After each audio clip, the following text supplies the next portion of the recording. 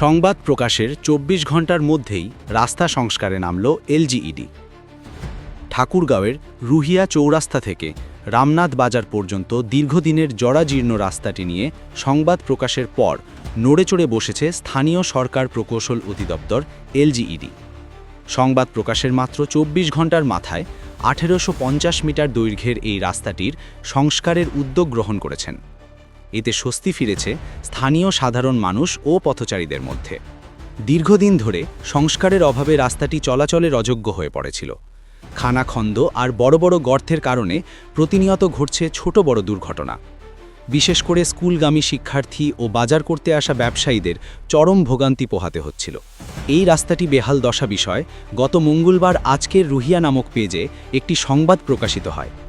সংবাদটি সামাজিক যোগাযোগ মাধ্যমে ঠাকুরগাঁও ১ আসনের সংসদ সদস্য, বিএনপির মহাসচিব ও এলজিআরডি মন্ত্রী মির্জা ফখরুল ইসলাম আলমগীরের দৃষ্টিগোচরে আসলে তিনি এলজিইডি ঠাকুরগাঁওকে সরেজমিন পরিদর্শনপূর্বক দ্রুত রাস্তাটি সংস্কারের নির্দেশনা দেন। এই দ্রুত উদ্যোগের ফলে রুহিয়া ও রামনাথ বাজার এলাকার কয়েক হাজার মানুষের দীর্ঘদিনের ভোগান্তির অবসান হতে যাচ্ছে। রুহিয়া থেকে রামনাথ পর্যন্ত এই যে রাস্তাটার দুর্দশা, এখানে খুব ভাঙাচোরা অবস্থা রয়েছে। আর এই রাস্তাটা হলো রুহিয়া শিক্ষা কেন্দ্রের প্রাণকেন্দ্র। এখান থেকে Ruhia high school, primary, college, girls school, এই কয়েকটি প্রধান শিক্ষা প্রতিষ্ঠানের প্রাণকেন্দ্র হিসেবে ছেলেমেয়েদের যাতায়াতে প্রচণ্ড কষ্ট হয়। দীর্ঘদিন পর হলেও এই রাস্তাটির কাজ শুরু হবে বলে আমরা আশা করছি, যেন খুব অতি দ্রুত হবে এবং রাস্তাটির কাজ যেন সুন্দরভাবে হয়ে থাকে।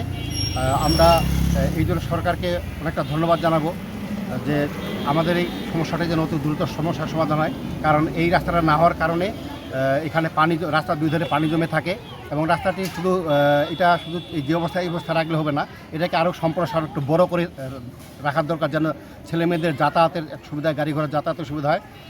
এটা যদি না হয়ে থাকে, আমরা দীর্ঘদিন ধরে এখানে হাই স্কুলের জলাশয়, মানে একটু বৃষ্টি হলে হাই স্কুল মাঠ ডুবে যায়, প্রাইমারি মাঠ ডুবে যায়, গার্লস স্কুলের মাঠ ডুবে যায়।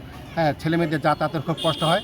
এটা অতি শীঘ্রই একটা দূরীভূত হবে এবং নিরসন হবে বলে আমার আশা করছি এবং সাংবাদিকদের ধন্যবাদ এই কারণেই আপনারা এটা তুলে ধরবেন, সরকার যেন দৃষ্টিগোচর হয় এবং অতি দ্রুত যেন রাস্তাটির কাজ শুরু হয়।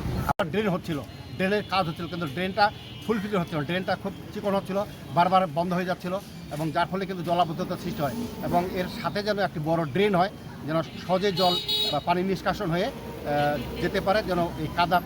রুহিয়া চৌরাস্তা হইতে বর্ষার সময় পানি নিষ্কাশনের ব্যবস্থা নেই, রাস্তা দিয়ে স্কুল কলেজের ছাত্ররা যায়, খুব খারাপ অবস্থা, ১ হাঁটুয়া পানি থাকে।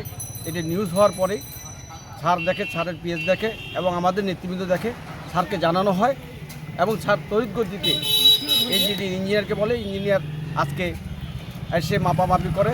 ইনশাল্লাহ আশা করি অল্প কিছুদিনের ভিতরে আমরা রুহিয়াবাসী এটা সফলতা পাবো। তাই সবাইকে, যারা মিডিয়া, প্রিন্ট মিডিয়া ছিল, সবাইকে ধন্যবাদ জানাই রুহিয়ার উন্নয়নের শরিক হওয়ার জন্য।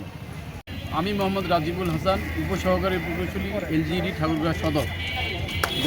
গতকাল আমাদের রুহিয়া দৈনিক আজকের রুহিয়া পত্রিকায় এই রুহিয়া চৌরাস্তা হইতে রামনাথ সড়কটির বেহাল দশা মর্মে একটা নিউজ হয়। এই নিউজের প্রেক্ষিতে আমাদের মাননীয় মন্ত্রী মহোদয়ের কাছে এই রিপোর্টটা যায় এবং ওনার নির্দেশনায় আমরা আজকেই চলে এসেছি উপজেলা ইঞ্জিনিয়ার অফিস থেকে এই রাস্তাটা সার্ভে করার জন্য এবং এই রাস্তাটা যেন দ্রুত আমরা মেরামত করে উন্নত করতে পারি, সেই জন্য আমরা আসছি। আপনাদের সহযোগিতা কামনা করতে। আসসালামু আলাইকুম।